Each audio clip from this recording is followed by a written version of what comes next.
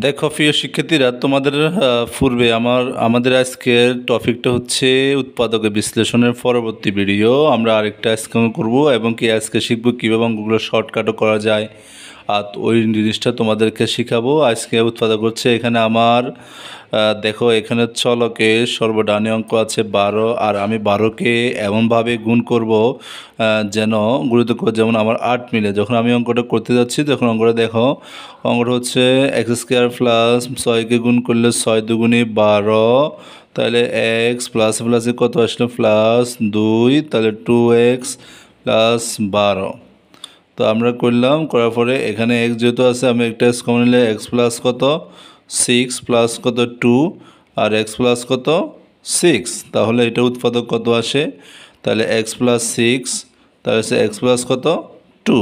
এটা হচ্ছে আমাদের এই অঙ্কের অ্যান্সার। দেখো প্রিয় শিক্ষার্থীর, আসলে উৎপাদকটা হচ্ছে এমন একটা জিনিস, এটাকে আমি পূর্বে বলছি, এটা মানে তুমি সর্বডানের যে অঙ্কটা আছে ওই অঙ্কটাকে এমনভাবে গুণিত করবা যেন তোমার এই যে মাঝের যে অঙ্কটা আছে এটা যেন যোগফল সমান হয়।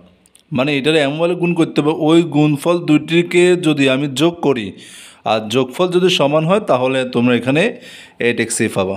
তো এখন আসো আমাদের এটা শর্টকাট কীভাবে করে। আমি ধরো এই পরীক্ষা এটা আমার এমসিকিউর মধ্যে আসছে, আর এটা রাব করতে গেলে দেখো আমার অনেকটা সময় হয়ে চলে যায়।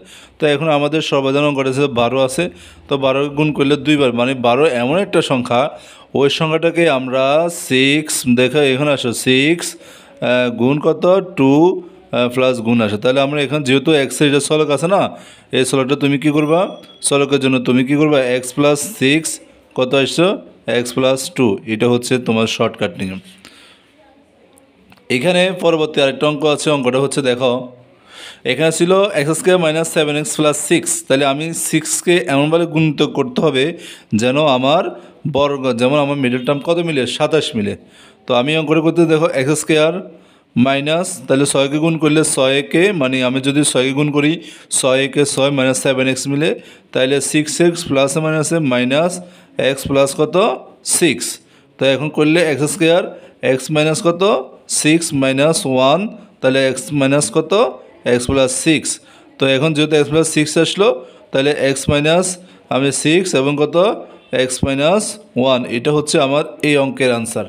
আর এই অঙ্কটা যদি আমরা শর্টকাট নিয়ম করতাম যাই বা শর্টকাট যাই, আমার সর্বনিম্ন অঙ্ক ছিল 6। তো 6 করলে যেহেতু 7 আগে মাইনাস আছে তাহলে মাইনাস 6 গুণ মাইনাস 1, তো আমার যেহেতু চলকের মান এক্স মাইনাস 6 এক্স মাইনাস 1, এটা হচ্ছে শর্টকাট নিয়ম। আর সে শর্টকাট অঙ্ক করলে তোমরা আরও অনেক সহজেই ভালো করতে পারবে। দেখো একেবারে শর্টকাট অঙ্কটা হচ্ছে এই অঙ্কটা যেটা আছে ওই অঙ্কটাকে তুমি গুণ করবা, আর এই সহজ যে অঙ্কটা আছে ইয়ারে এমনভাবে গুণ করতে হবে যেমন আমার এখানে যে 7 আছে 7 অঙ্কটা যেন মিলে। ঠিক আছে বন্ধুরা, ঠিক আছে শিক্ষার্থীরা, আশা করি তোমরা অঙ্কটা বুঝতে পারছো। ধন্যবাদ সবাইকে।